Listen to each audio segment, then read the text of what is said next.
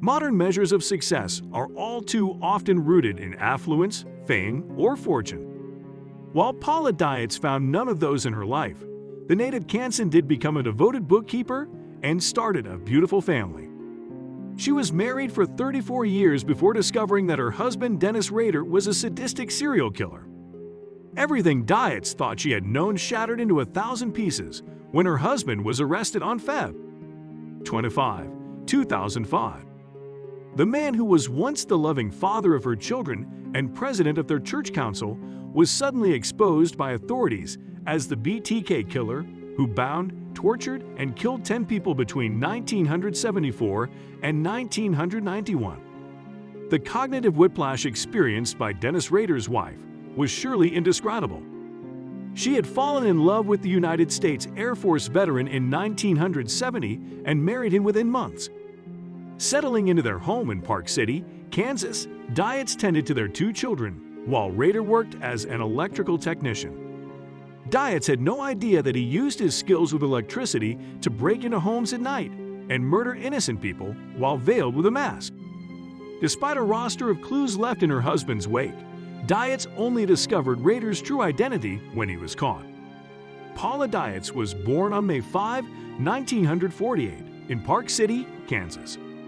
Most of what is known about her only became public in wake of her husband's arrest, as she lived a rather quiet life with her family until the BTK killer was exposed for his crimes.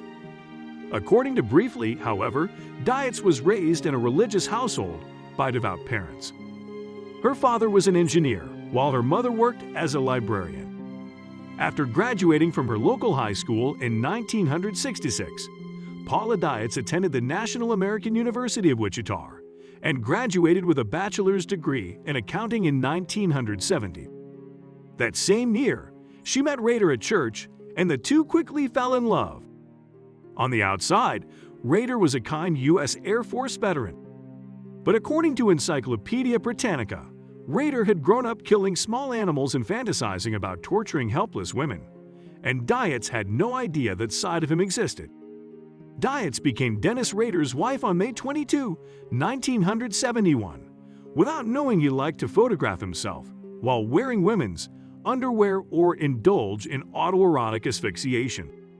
Paula Dietz was overjoyed in 1973 when she found out she was pregnant, and she gave birth to her and Rader's son Brian on Knob. 30. Just 6 weeks later, her husband would commit his first murders.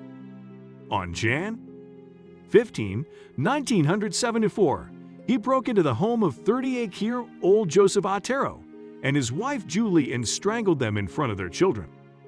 He then dragged 11-year-old Josephine and her 9-year-old brother Joseph into the basement. He suffocated young Joseph, then hanged Josephine and masturbated as she died. Before fleeing, Rader snapped lurid photographs of the scene, which he kept in a lockbox he would fill with mementos of his victims, including Josephine's underwear. Over the next 17 years, Rader killed 6 more women while playing the part of the ideal family man by day. Dietz gave birth to another child, this time a girl named Carrie, in 1978. Rader loved to take his children fishing, and he even led his son's Cub Scout troop. All the while, Dietz was oblivious to her husband's secret double life. According to the Lawrence Journal World, she once found a poem he'd written entitled Shirley Locks. The poem read, "Thou shalt not scream, but lay on cushion and think of me and death." However, Rader was attending college course at the time, and he told his wife it was simply a draft he'd written for one of his classes. In reality, it was about the murder of his 6th victim, 26-year-old Shirley Vian. Because of Rader's excuse, Dietz thought nothing of the poem, nor did she think twice when her husband started marking newspaper articles on the BTK killer with cryptic notes. Even when she noticed that his spelling was just as horrid as that in the BTK killer's publicized letters, she merely joked, "You spell just like BTK." The FBI found these macabre mementos when they raided Rader's home following his arrest on Feb. 25, 2005. Dietz was completely blindsided. According to The Independent, she told police her husband was a good man, a great father. he would never hurt anyone. But after he confessed and pled guilty to the 10 murders on June 27, 2005, Dennis Rader's wife cut all contact with him. She never wrote him another letter, nor did she visit him in prison or attend any of his court hearings.